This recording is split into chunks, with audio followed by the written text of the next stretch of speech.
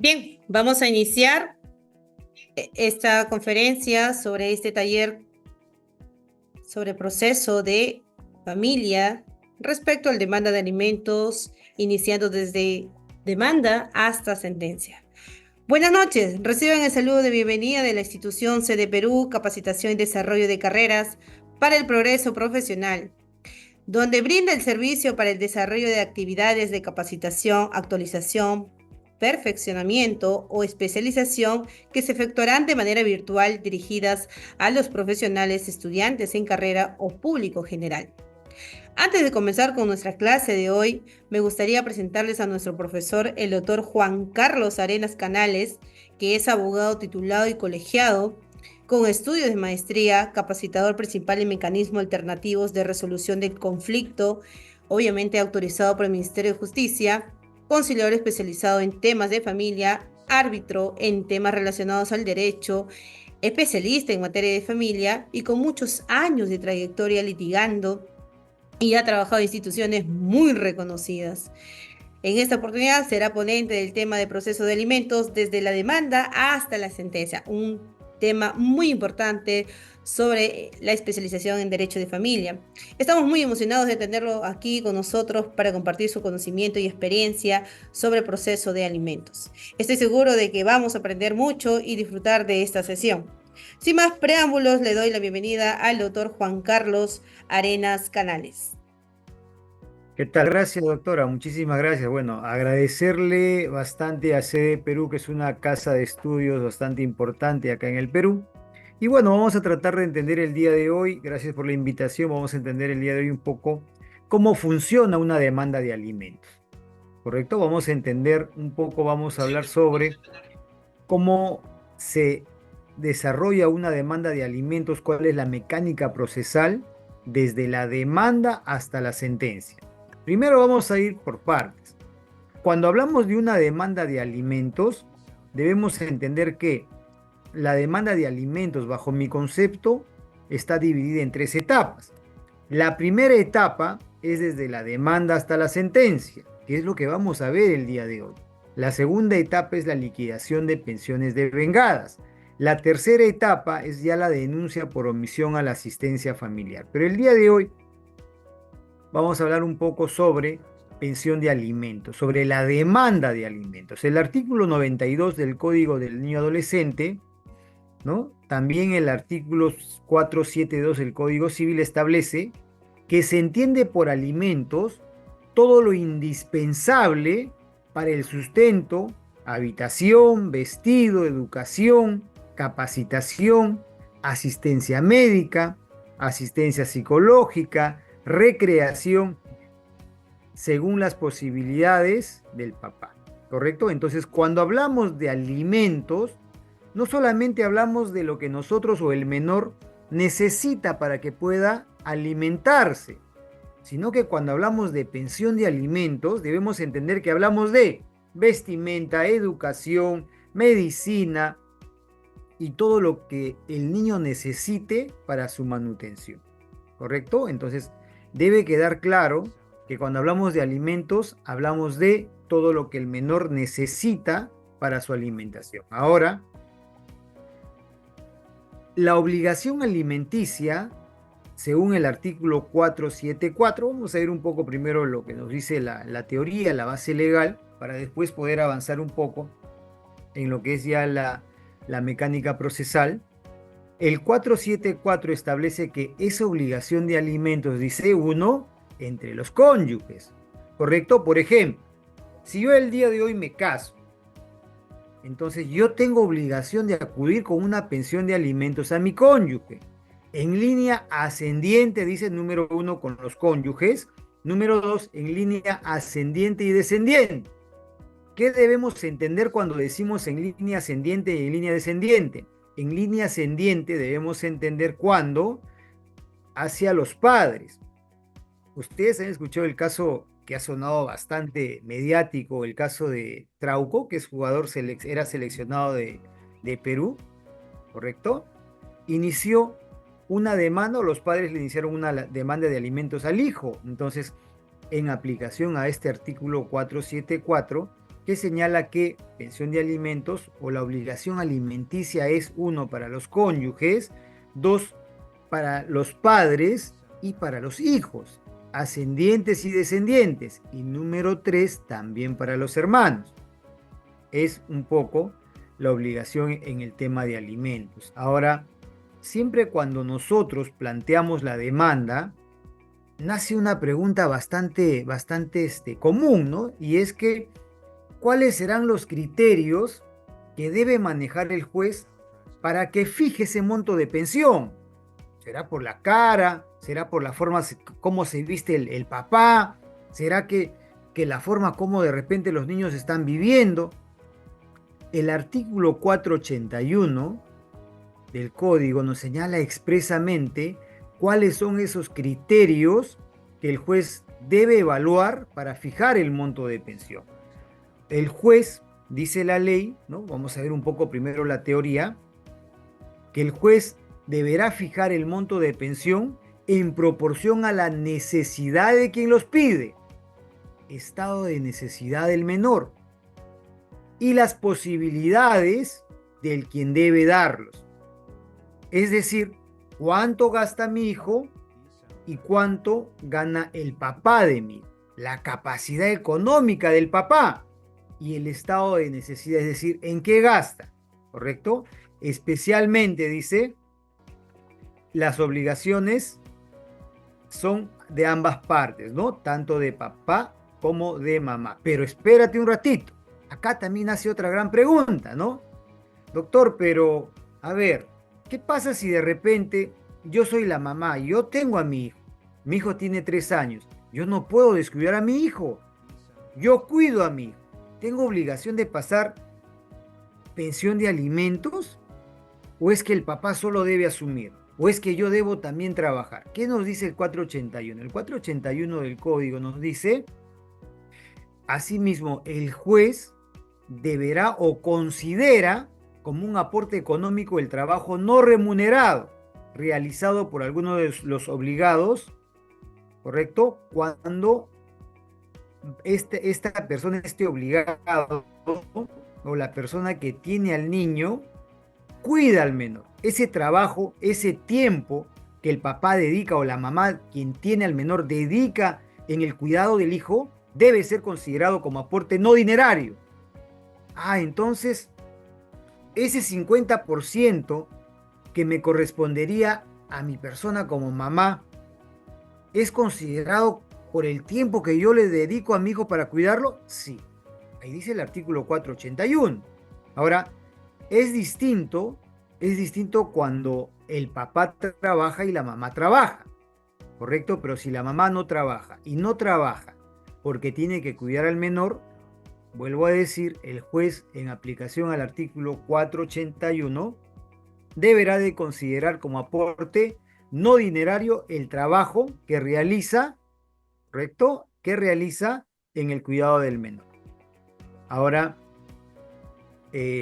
también tenemos, o vamos a entender cuáles son esas etapas o cuáles son esos pasos o cuál es esa línea de tiempo, ¿correcto? Desde la demanda hasta la sentencia.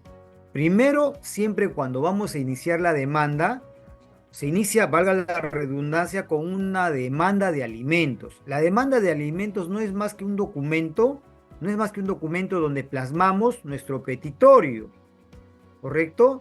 Señor juez, en busca de tutela jurisdiccional efectiva, solicitamos un monto de pensión de alimentos para mi menor hijo. Esa es la demanda. Y ahorita lo vamos a ver en mayor detalle.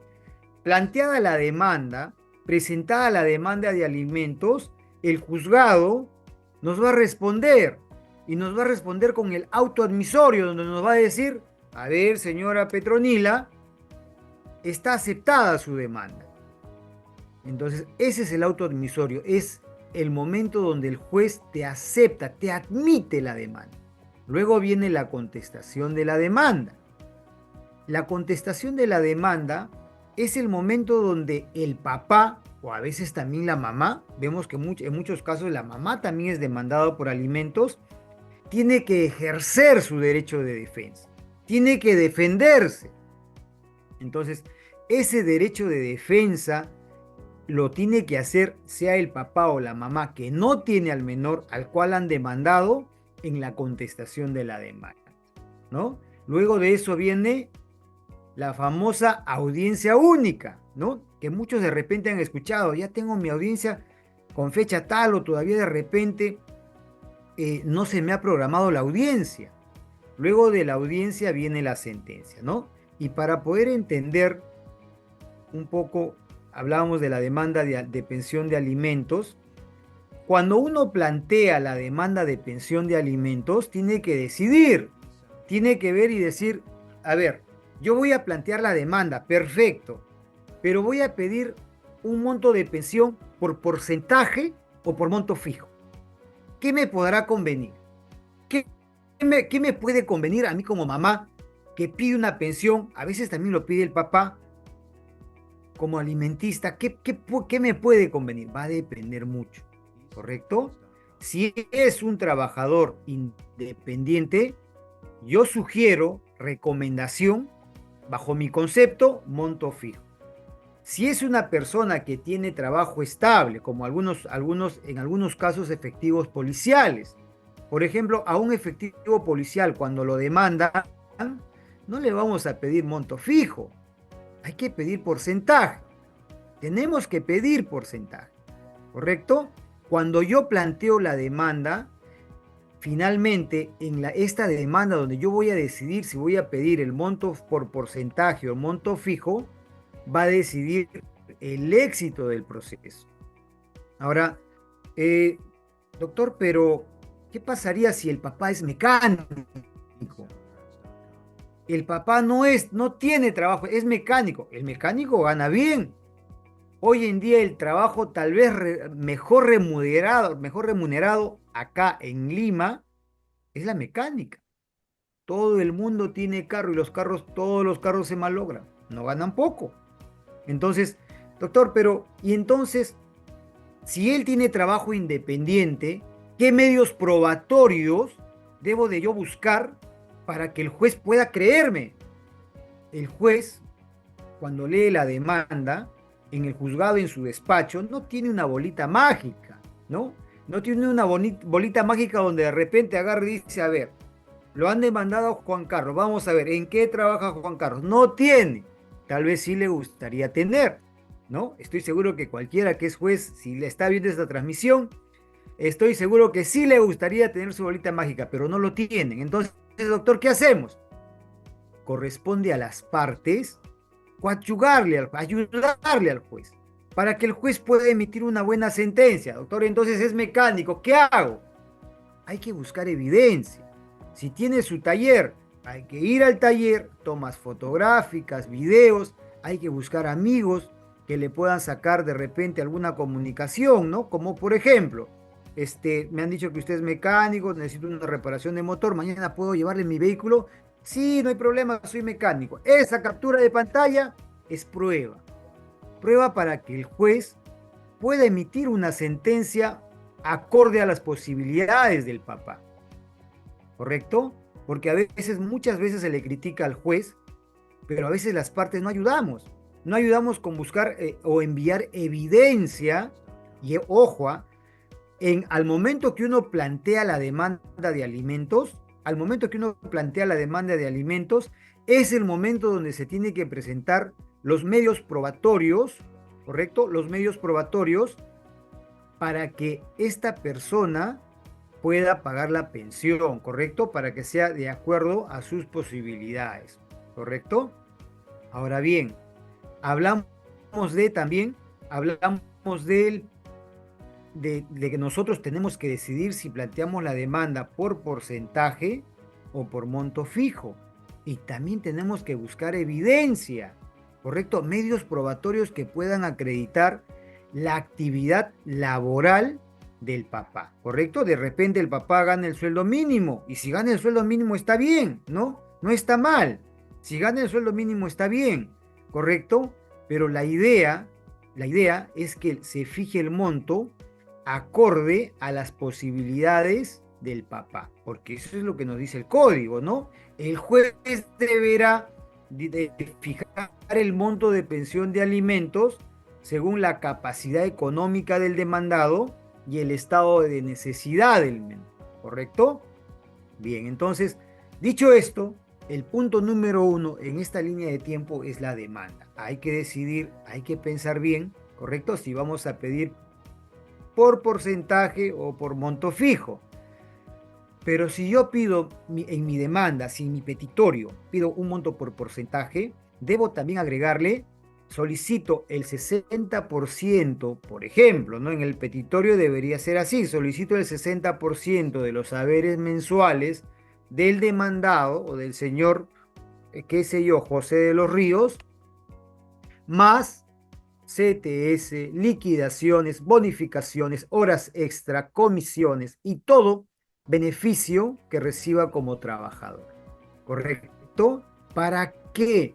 Para que en el momento que el juez emita la sentencia pueda pronunciarse respecto a tu pedido.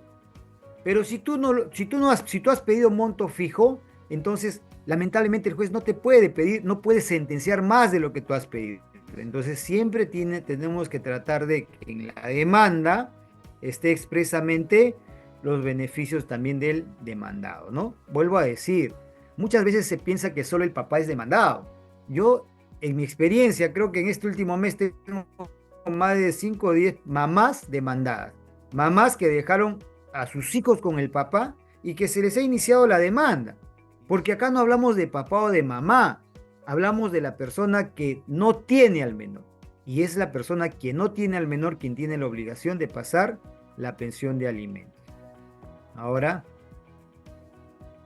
el auto admisorio, miren, en esta línea de tiempo tenemos uno, la demanda de pensión de alimentos. Luego tenemos el auto admisorio, que es la resolución mediante cual el juez te admite la demanda. Es donde el juez te dice, muy bien, señora Petronila, usted ha iniciado su demanda, admítase. En este auto admisorio, muchas veces el juez ya manda el link para la audiencia y ya te fija el día y la hora de la audiencia en este auto admisorio, ¿correcto? Es el momento en este auto admisorio donde el juez acepta la demanda, te fija la fecha de audiencia y se pronuncia respecto a las medidas que nosotros podamos haber pedido, ¿no? En nuestra demanda. Ahora, luego del auto admisorio viene la contestación de la demanda. Ojo al detalle. Cuando uno hace una contestación supongamos que Petronila, a ver, supongamos, yo me comprometo con Petronila, el amor de mi vida, ¿no? Todo es bonito, todo es chévere, todo es bonito.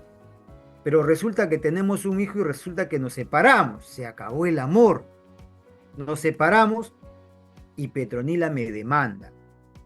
Si yo soy demandado, ¿qué tengo que hacer? El artículo 565 del Código Procesal Civil establece que cuando yo conteste la demanda, ¿correcto? ¿Qué tengo que hacer? Cuando yo conteste la demanda, tengo que adjuntar obligatoriamente en la declaración jurada de ingresos, debidamente legalizada por notario público, o la boleta de cuánto estoy percibiendo. Si yo no presento, así mi contestación tenga 20 hojas, 20 pruebas, esa contestación el juez lo va a rechazar. El juez no lo va a aceptar. El juez va a declarar improcedente. Porque está claro, el artículo 565 señala que, en la contestación, dice, el juez no admitirá la contestación si el demandado no acompaña la última declaración jurada de la renta o algún documento que lo sustituye. Dice, de no estar obligado, ojo al detalle, de no tener renta, de no tener boletas, ¿qué va a presentar? Una declaración jurada con firma legalizada notarialmente. ¿Correcto? Para que el juez tenga una idea de cuánto gana, cuánto percibe mensualmente. Entonces, a ver, vamos a recapitular. Teníamos la demanda de alimentos, paso número 1, teníamos el auto admisorio, ¿correcto? Que es el momento donde el juez acepta la demanda, donde el juez muchas veces señala fecha y día de la audiencia. Algunos jueces no lo hacen, algunos jueces sí. 90%, digamos que sí hace, siempre hay un porcentaje que no fija el monto, no fija el día y la hora de la audiencia, ¿no? Ahora, luego de eso teníamos la contestación de la demanda. Luego de la contestación de la demanda, tenemos, ojo al detalle, ya la fecha de audiencia. Pero antes de la audiencia, se puede pedir o se puede presentar medios de pruebas extemporáneos. Doctor, no entiendo. ¿Cómo es esto? ¿Cómo funciona? Supongamos que yo inicié la demanda de alimentos, ¿correcto? Demandé a la mamá de mis hijos. Yo tengo a mi hijo y demandé a la mamá. Pero resulta que no encontré ningún medio probatorio. Pero aún así lo presente. No importa, al menos lo mínimo que me pague. Pero resulta que mi amigo me llama y me dice: Juan Carlos, lo encontré y está trabajando en la empresa Alicor. Perfecto. Y está de gerente. Entonces, si yo tengo esa evidencia, esa nueva prueba, puedo presentarlo con un escrito al proceso en aplicación al interés superior del menor. El principio del interés superior del menor es un principio que flexibiliza las normas, que hace que se flexibilicen siempre y cuando favorezcan al menor. Pregunta: ¿que se pueda descubrir cuánto gana el papá o la mamá de mis hijos favorece al menor? Por supuesto que sí. Entonces yo puedo presentar esos medios de prueba hasta antes de la audiencia. Doctor, pero el código establece que medios de prueba hasta antes que se le notifique. O sea, no puede ser. En el tema de alimentos sí se puede hacer, en aplicación del interés superior del menor. Muchos jueces lo aceptan, ¿correcto? Pero siempre y cuando esta nueva prueba, esta nueva información no se haya tenido conocimiento o recién hayamos podido obtener esa prueba. De ser el caso, en esta audiencia única se tiene que pedir la admisión de estos medios de prueba extemporáneos, ¿correcto? ¿Cuál es la mecánica procesal? Si el juez te admite estos medios de prueba extemporáneos en aplicación al interés superior del menor, el juez va a correr a traslado para que la parte demandada pues pueda absolver, ¿no? Para que no se queden en indefensión. ¿Correcto? Miren, teníamos demanda de alimentos, el auto admisorio, contestación de la demanda. Por ahí, si nos quedó alguna prueba, nos faltó, recién tomamos conocimiento, presentamos los medios de prueba extemporáneos y luego de eso viene la famosa audiencia única, ¿no? La famosa audiencia única de pensión de alimentos. Esta audiencia única de pensión de alimentos se va a desarrollar de la siguiente manera, como lo están observando acá en la diapositiva, ¿no? Uno, ya en la audiencia única ya no estamos dentro de la etapa postulatoria, dentro de la demanda, dentro de la contestación. Todo eso es la etapa postulatoria, donde uno postula el proceso. En la audiencia única, ojo al detalle, el juez deberá de declarar la audiencia única se inicia cuando, primero con la etapa de la conciliación.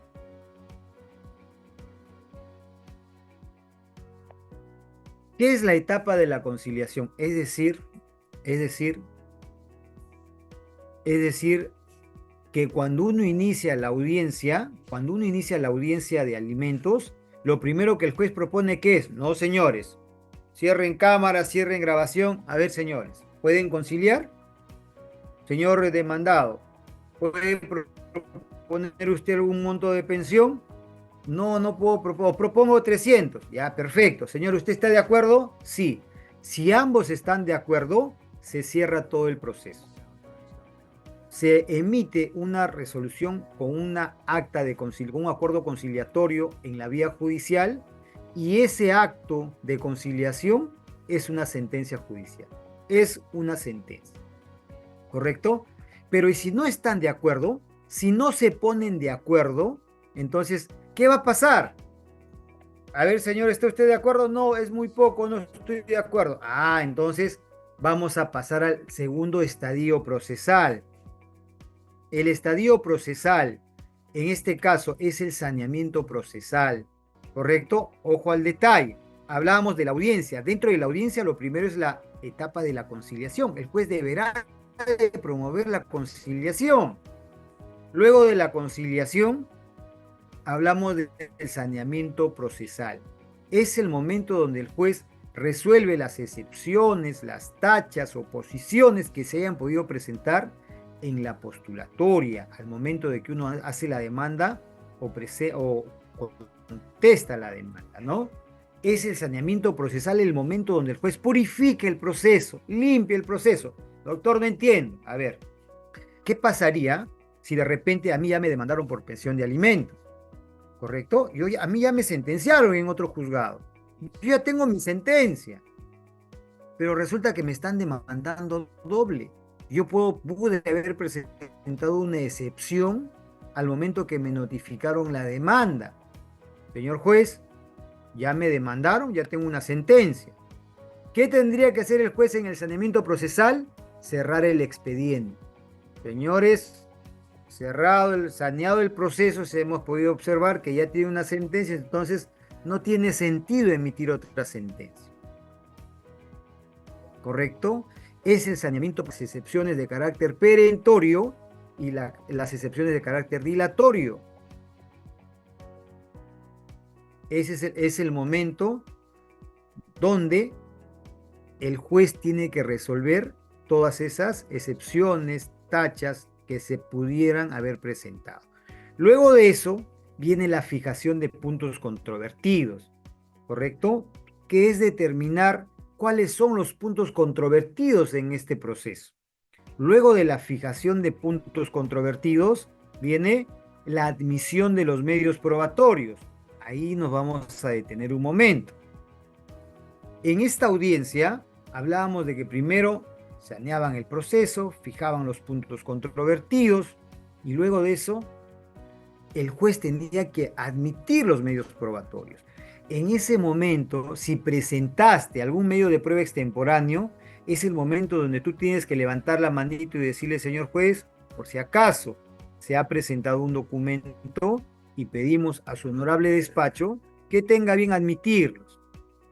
El juez te va a decir, doctor, ¿qué lo has presentado tarde? Y ahí tienes que sustentar que has tenido conocimiento recientemente y en aplicación al interés superior del menor, al tercer pleno casatorio, ¿correcto? Solicitamos que se admita la demanda, ¿no? Porque el interés superior del menor, entiéndase, que hace que las normas se flexibilicen siempre y cuando dicha norma o dicha flexibilización favorezca al menor. Admitidos los medios probatorios, tanto de la parte demandante como de la parte demandada, porque este es el momento donde a ambas partes se les va a admitir la demanda. Se le va a admitir los medios probatorios presentados tanto en la demanda como en la contestación. Admitidos los medios probatorios vienen los alegatos, ¿no? Estos alegatos pueden ser orales, uno lo puede oralizar, pero también lo puede enviar por escrito. ¿Qué son los alegatos? Son los argumentos, son las razones y los motivos por los cuales el juez deberá de declararte fundada la demanda o rechazar la demanda o fundada en parte. ¿Correcto? Estos alegatos, para mí, tal vez es lo más importante en el proceso judicial. Puedes hacerlo de forma oral o escrito. ¿Qué recomiendo yo? Yo sugiero siempre que sea de forma oral. Yo puedo preparar un escrito copia y pega de 20 hojas, pero el juez no lo va a leer. Sí, si una demanda de una audiencia en alimentos a veces te demora 20, 30, a veces hasta 5 minutos. ¿Usted cree que el juez va a leer? ¿Con toda la carga procesal? ¿20 hojas? Yo prefiero, bajo mi concepto, oralizar. Yo prefiero que el juez me escuche al menos 2 o 3 minutos, pero me va a escuchar. Y sé que lo que yo le voy a decir se le va a quedar acá y lo va a tener en cuenta al momento de sentenciar. Entonces, bajo mi concepto, mi recomendación es que se hagan los alegatos de forma oral. Doctor, yo quiero hacerlo por escrito. No hay problema, puedes hacerlo también. ¿Correcto? Eso ya va a depender del abogado. Ahora, luego de los alegatos, viene la sentencia. Viene la sentencia. En este caso, muchas veces la sentencia debería ser en audiencia única. Los jueces no lo hacen. A veces lo hacen a una semana, a 2 semanas, a veces lo hacen a 30 días, a 60 días.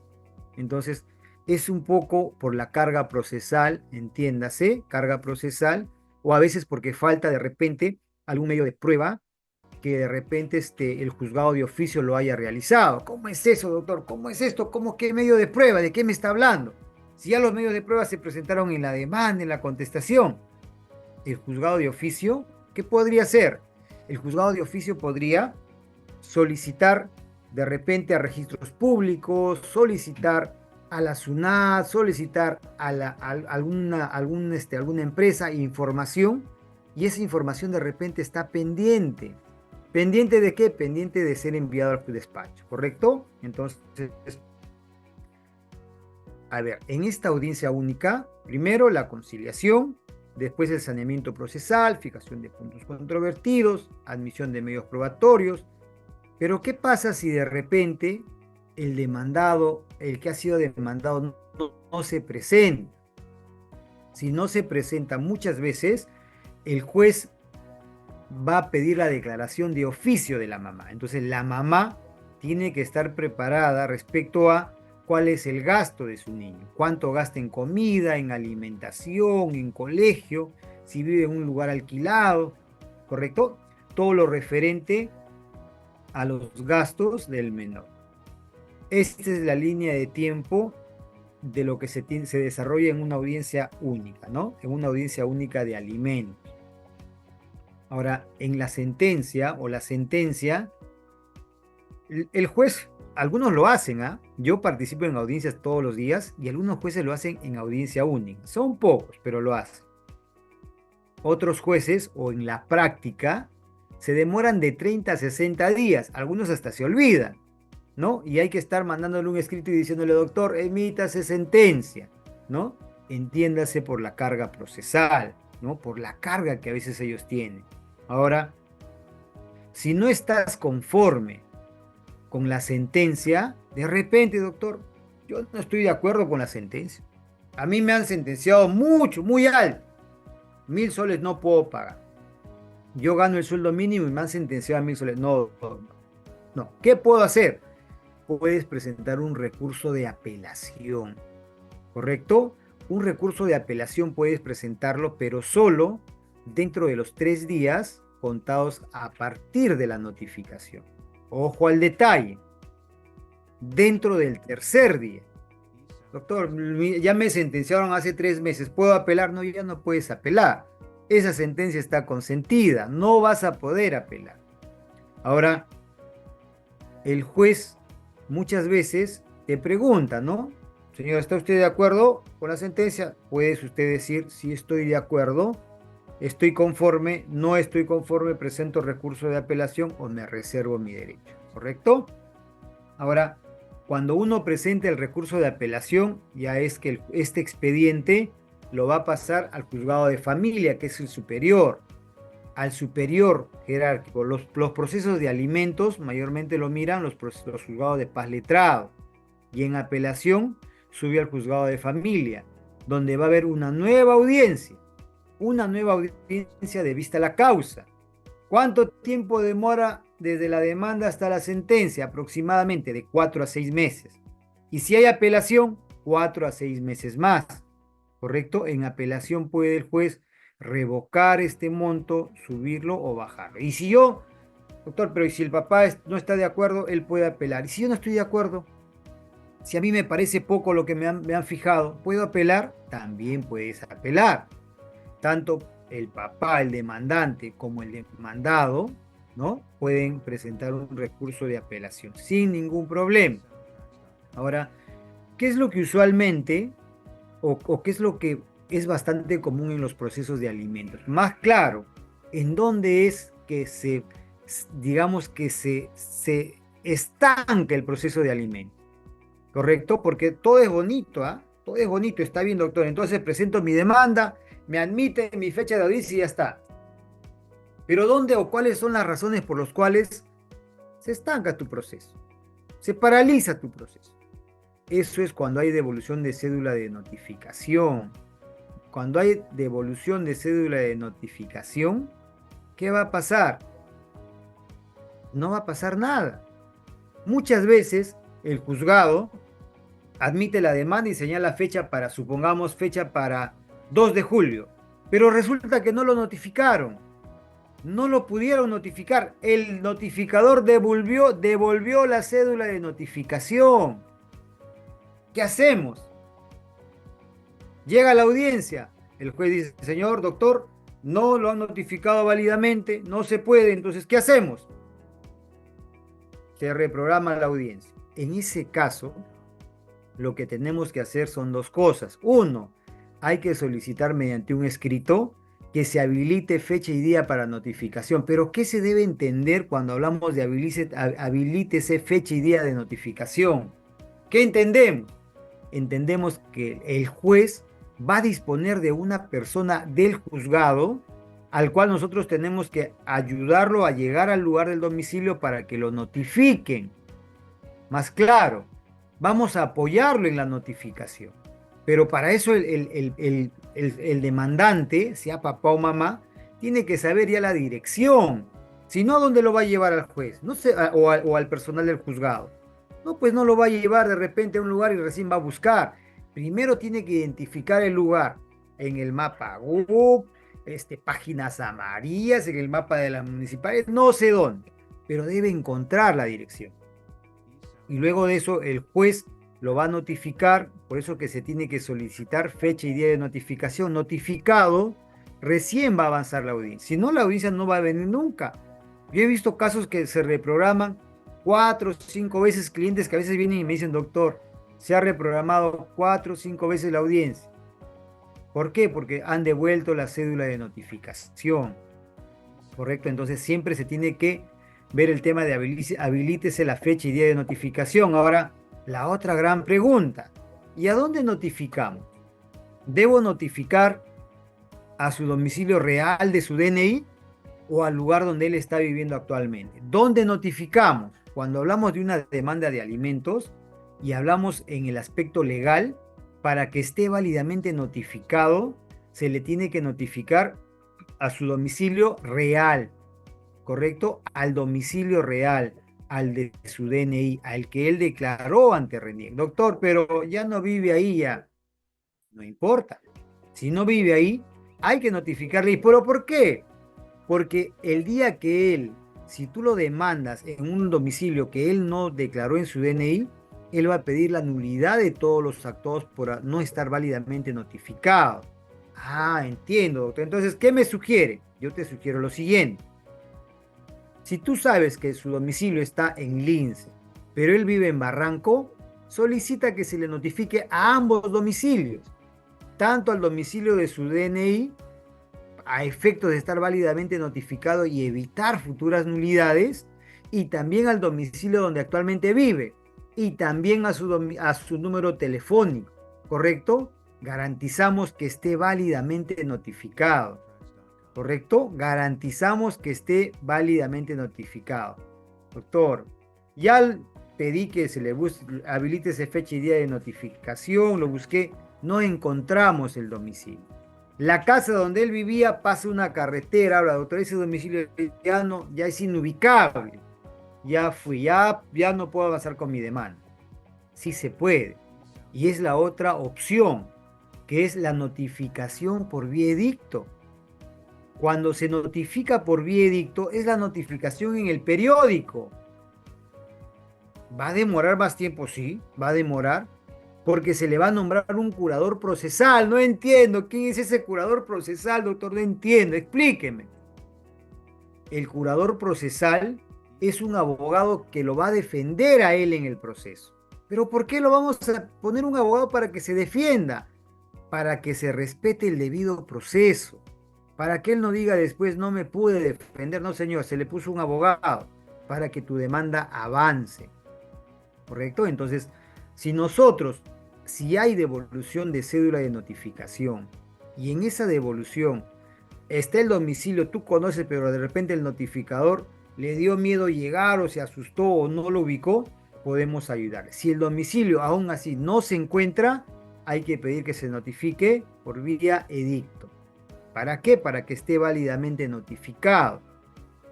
Ahora, otra gran pregunta que siempre también nace en estos temas de alimentos es, ¿y cuánto le podemos embargar?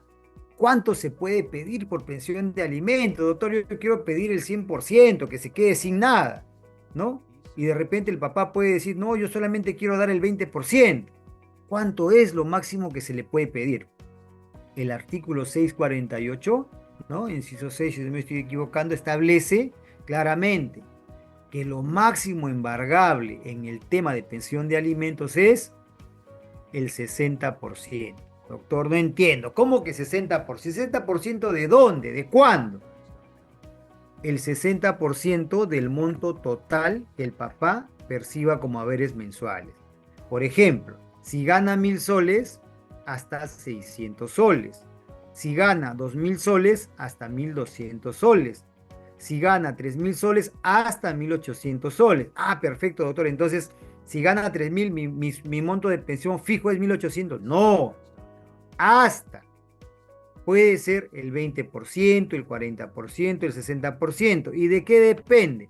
Depende del estado de necesidad de los niños. Si yo tengo un hijo que tiene una enfermedad terminal, obviamente va a requerir del 60%. Si yo tengo un hijo que necesita, que tiene una enfermedad, va a requerir un porcentaje mayor. Entonces, ese es el criterio que maneja el juez. ¿Ya? A ver, entonces, luego de saber cuánto es lo máximo embargable por pensión, que es el 60%, debemos también tener algunas recomendaciones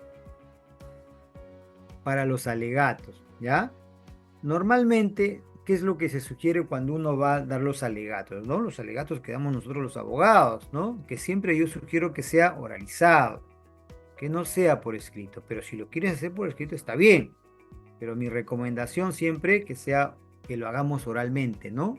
Oralmente. Entonces, ¿qué puntos tendríamos que ver? ¿Qué puntos tendríamos que tocar? Uno, la capacidad del demandado. Señor juez, en este proceso hemos podido acreditar y demostrar que el señor Juan trabaja como una empresa como gerente, ¿no? Hemos adjuntado la boleta, hemos adjuntado las fotos, ¿está en planilla o no está en planilla? Y si es trabajador independiente, señor magistrado, se ha podido acreditar con la toma fotográfica, con el video, con la cotización presentada ante su honorable despacho, la capacidad económica del demandado. ¿Qué más? Si tiene o no tiene carga familiar. En este proceso, el demandado no tiene más carga familiar. Eso también el juez lo tiene que tener en cuenta. Estado de necesidad, perdón, capacidad económica del demandado, cuánto gana, en qué trabaja, y el estado de necesidad del menor. Estado de necesidad del menor, ¿correcto? El estado de necesidad del menor, ¿en qué podemos enfocarnos? Uno, si está en un colegio particular o un colegio público, si tiene alguna enfermedad clave. Cuando un abogado va a las partes, lo primero que tiene que preguntar es, ¿hay alguna enfermedad? ¿No? Su hijo sufre de algún... Sí, bueno, ¿qué enfermedad tiene? Informe médico para presentar y acreditar la enfermedad. ¿Qué más? ¿Cuáles son los gastos? Gastamos en alimentación, en vestimenta, en comida, en colegio, en salud. ¿Cuáles? ¿En qué? Hay que explicarle, ¿no? Finalmente, si el demandado tiene condición de rebelde o no. Cuando una persona está declarado rebelde en el proceso, ojo al detalle, hay presunción de veracidad por los hechos expuestos de la otra parte, doctor. ¿Y cuándo lo declaran rebelde? Si a mí me demandan y me dan 5 días para contestar la demanda y yo no contesto la demanda, me van a declarar rebelde. Y la rebeldía significa presunción de veracidad por los hechos expuestos de la otra parte. Es decir, el juez debe presumir que la otra parte está conforme. Eso es la rebeldía. Entonces, si nos demanda, hay que contestar la demanda. Y si nosotros demandamos y no contestaron, hay que pedir que se le declare rebelde en el proceso, ¿no? Bueno, bueno, es un poco lo que hemos podido desarrollar en este tema de pensión de alimentos, ¿no? Entiéndase que es un tema bastante importante porque siempre hay niños que requieren de la pensión, ¿no? Siempre hay que tener en cuenta eso cuando planteamos la demanda, como estamos observando en las diapositivas. Y bueno, eso sería en todo caso por el día de hoy. Y luego de la pensión de alimentos viene la liquidación de pensiones devengadas, ¿correcto? Porque muchas veces pensamos y decimos, a ver, doctor, perfecto, ya tengo mi sentencia, me pasa mucho, hay personas, clientes que, doctor, tengo mi sentencia y no me paga. A veces pensamos que con la sentencia nos va a pagar, no nos va a pagar. Hay papás que son rebeldes, reacios, rebeldes. Tienen la demanda, no hacen caso. Tienen la liquidación, no hace caso. ¿Correcto? No hace caso ni con la liquidación. Entonces, ¿qué tiene que hacer? Tiene que denunciarlo por omisión a la asistencia familiar. Recién en esa etapa paga. Por eso siempre bajo mi concepto, el tema de pensión de alimentos es desde la demanda hasta la sentencia, la primera etapa. La segunda etapa, la liquidación. Y la tercera etapa es la denuncia por omisión a la asistencia familiar. ¿Correcto? Y muchos papás, valgan verdades, no todos, porque hay papás también que cumplen responsablemente su pensión. Muchos papás esperan a la última etapa, ¿ya? Entonces vamos a desarrollar también en una próxima oportunidad, espero que nos puedan tener en cuenta, si en caso así lo considera esta prestigiosa institución, el tema de liquidación de pensiones devengadas. ¿Cuál es la propuesta? ¿Cómo se aprueba? Para que finalmente podamos pues entender todo el proceso en su conjunto, ¿ya? Eso sería en todo caso mi participación por el día de hoy. Agradezco infinitamente a esta prestigiosa institución, CD Perú, quien el día de hoy me ha permitido.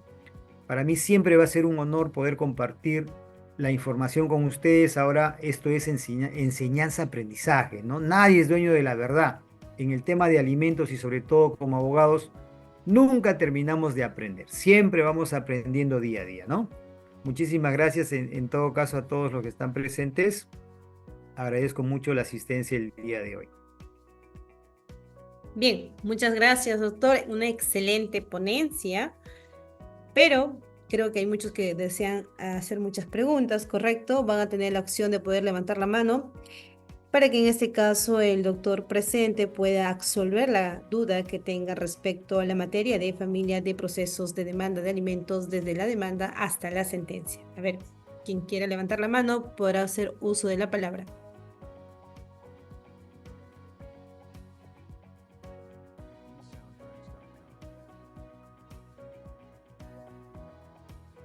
Bien, hay preguntas, doctor, por mensaje, tanto por TikTok y también por el chat de Zoom. Vamos a leerlas para que se puedan ser respondidas. ¿Cómo acreditar que un colectivero gana 3.000 soles, pero no tiene RUT? Si el carro con la cual trabaja también es un bien social. ¿Cuánto le corresponde a la señora que lo demandó por alimentos a su cónyuge porque tiene una hernia en la columna y tiene certificado de discapacidad? Importante, bien, a ver. Cuando una persona es independiente, la tarea es más difícil, pero no es imposible. Hay que buscar evidencia. Yo les comparto un caso que tuve en Chiclayo, si no me estoy equivocando, ¿no? Y de un papá que era similar el caso. Él era colectivero, trabajaba como colectivero, pero decía que solamente ganaba el sueldo mínimo, presentó su declaración jurada. ¿Qué hicimos? Como sabíamos la ruta, buscamos a personas para que estas personas puedan subir y decirle con filmación: señor, usted puedo contratarlo, yo voy todos los días, hago esta ruta, puedo contar con usted como para que me haga el servicio de taxi. Sí, sí, señora, no se preocupe, yo trabajo todos los días, hago esta ruta. Esa evidencia quedó registrado y lo presentamos al juzgado. Y el juzgado aceptó la evidencia. Entonces, cuando el papá es trabajador independiente o la mamá también que es demandada, hay que buscar evidencia, hay que buscar medios de prueba, ¿no? En ese caso, más aún si tienes una enfermedad, me parece que ahí la tarea es buscar un poco la carga o en este caso la evidencia o las pruebas para poder acreditar a qué actividad laboral se dedica, ¿no? Bien, doctor. Muchas gracias. Vamos a seguir con las siguientes preguntas. Doctor, una consulta dice, ¿en qué momento puedo consultar en el REDAM? Ya está. La inscripción en el REDAM no es cuando uno tiene la sentencia. Ojo, muchas veces también pensamos, ya tengo mi sentencia, no está pagando, inscríbelo en el REDAM. No, espera un ratito. El requisito para la inscripción en el REDAM es que tiene que tener una liquidación aprobada. Es decir, que el juez tiene que decirle, señor José, usted debe 3.000 soles y le damos 3 días para que pueda pagar. Se tiene que haber determinado cuánto es el monto que debe. Entonces, para que pueda inscribirlo en el REDAM, lo primero es que tiene que tener una liquidación aprobada. Luego de eso sí se puede inscribir, ¿no? Y vamos a responder la última pregunta de... Hay más preguntas, hay todavía. Bien, hay muchas preguntas, doctor. Unas preguntas más por parte del Zoom y otras preguntas por la parte de la plataforma TikTok. Bien, buenas noches. Si el demandante tiene la misma dirección que la parte demandada, ¿cómo notificar? Perfecto, miren, eso también es bastante común, bastante habitual, ¿no? A veces hemos convivido 10, 20 años y ¿qué pasa? Que ambos tenemos el mismo domicilio. Entonces, lamentablemente, en ese caso hay que pedir que se le notifique mi recomendación vía edicto, vía el periódico o a su número de teléfono. O sea, la primera opción es su número de teléfono y al lugar donde vive. Pero si nosotros avanzamos con la demanda de esa manera, no se va a poder sostener en el tiempo, porque en algún momento él va a buscar un abogado y el abogado le va a decir, señor, ¿lo notificaron a su DNI? No, pida la nulidad de todos los actuados. En ese caso yo recomiendo que se le notifique vía edicto, a efectos de que esté válidamente notificado. ¿Por qué? Porque el juez va a decir, señora, yo no tengo certeza de que usted le haya entregado al papá. Vive con él el papá, no, él ya se fue. Entonces quiere decir que no está válidamente notificado porque tienen la misma dirección. En ese caso hay que pedir que se le notifique vía edicto, vía el periódico y se le nombre un curador procesal en el proceso. También hay que pedir que se le notifique tanto al lugar donde vive y a su teléfono celular. Si él respondiera a su número de teléfono, perfecto, ya no lo notifiques vía edicto, pero si no contesta no te queda otra opción. Doctor, y para terminar la última pregunta en Zoom, hay varias, pero las más importantes que están al principio dice, ¿cómo se tramita para embargar la cuenta del AFP del demandado? Ya está. El tema de la AFP, a ver, recordemos que hasta el 30%, hasta el 30% se puede retener con una medida cautelar el AFP que que va a cobrar el papá, ¿no? Pero para eso tiene que tener una liquidación aprobada, ¿correcto? Para que uno pueda cobrar, tiene que demostrar que te debe, que le debe. La única manera de que acredites una deuda en el tema de alimentos es con una liquidación aprobada. Si tienes una liquidación aprobada, puedes trabar una medida cautelar y con esa medida cautelar podrías cobrar hasta el 30% de lo que él recibe, ¿no? Hasta el 30%. Tampoco puedes cobrar el 50, ni el 60, ni el 100. Hasta el 30% de lo que el papá recibe. Bien, doctor, nos vamos con las preguntas de TikTok, unas 3 preguntas más. La pregunta es, doctor, ¿el juez toma más consideración el gasto de salud que los otros gastos de la noción de los alimentos?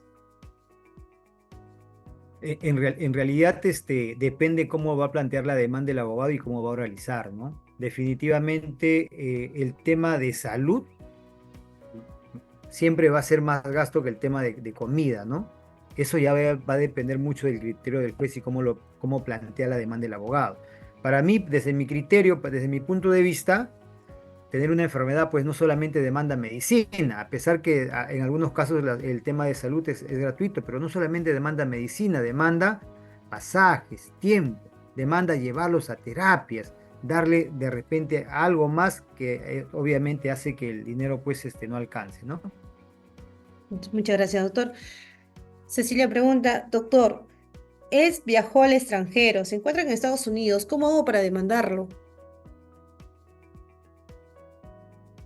Y A saber ver, sus ingresos. ya, a ver, perdón, si me puedes repetir la pregunta, me parece que la señal no. Sí, doctor. Pregunta Cecilia, doctor, se acaba de ir a Estados Unidos, está en el extranjero, ¿cómo haría para poder proceder la demanda de alimentos y saber sus ingresos? A ver. Ahí también la tarea es un poco complicada, ¿no? Hay que buscar evidencia. Siempre caen, ¿cómo caen cuando están en Estados Unidos? Eh, Hay que ver los estados del Facebook, del Instagram, del WhatsApp, ¿correcto? Es la única manera de poder saber. Lo que pasa es que cuando están en Estados Unidos hay un tema de si son formales o son informales. Si es formal, se podría saber rápido. El problema es que hay un gran porcentaje de personas que viajan a otro país y tienen la condición de informales. En ese caso solamente buscar evidencia que acredite en qué trabaja, ¿no? Amigos cercanos, familia, buscarlo por las redes sociales, ¿no? Es la única manera que a veces se encuentra. Bien, doctor, y la última pregunta, hay muchas preguntas, pero hemos respondido al azar, Ujú. estamos escogiendo las preguntas al azar, doctor, el juez ya sentenció un monto, ¿eso cubre todo? Claro. Eh, Cuando hablamos del monto de pensión de alimentos, entiéndase que el monto de pensión que fija el juez es para todo lo que necesita el menor. Alimentación, recreación, medicina, educación, vestimenta, vivienda, todo lo que necesita. Todo lo que el menor necesita es pensión de alimentos. Muchas veces se entiende pensión de alimentos y decimos, bueno, porque les comento, ¿no? Una vez un cliente, sacamos una sentencia y el cliente me dice, bien, doctor, muy bien, ya está, perfecto, estoy contenta que esto sea para alimentos. Y ahora, ¿cómo hacemos con la educación, la vestimenta, la medicina? Entonces, pero entiéndase que cuando hablamos de pensión de alimentos que fija el juez es para todo lo que necesite el menor. Bien, doctor, muchísimas gracias, doctor, por Listo. su gran ponencia que ha dado, ha nutrido bastante información y sobre todo se reconoce el gran profesional que es usted y con toda la experiencia que ha tenido en su trayectoria de la carrera de Derecho como abogado profesional en la materia de familia. Asimismo, queremos agradecer también a todos los participantes que han estado participando activa y a sus excelentes preguntas y comentarios. Ha sido una sesión muy productiva, gracias a ustedes. Asimismo, quiero mencionar que el día 7 de julio de este mes que viene, a las 10 de la mañana, estaremos realizando otro curso sobre redacción de demanda de alimentos, en este caso, aspectos gramaticales en la redacción de esta demanda que acaba de mencionar también el doctor. Así también vamos a enviar a sus correos que ustedes han colocado en este link de la asistencia de participación. Vamos a enviar a todos los que han mandado sus correos y sus números de celular la materia, en este caso el material del curso de taller de proceso de alimentos, ¿correcto? Desde demanda hasta sentencia. Y para los que requieren el certificado de asistencia institucional, va a tener un costo adicional, asimismo, incluyendo los modelos de demanda y sus escritos del monto de 30 soles. Si tienen más preguntas o necesitan aclaraciones adicionales, no duden en contactarnos a nuestro número institucional, que es el mismo número que ustedes pidieron la información. Muchas gracias a todos ustedes una vez más y que tengan un lindo fin de semana. Gracias, doctor. Hasta luego y gracias por conectarse y confiar en nosotros, Sede Perú, Capacitación y Desarrollo de Carreras para el Progreso Profesional. Que tengan una excelente noche.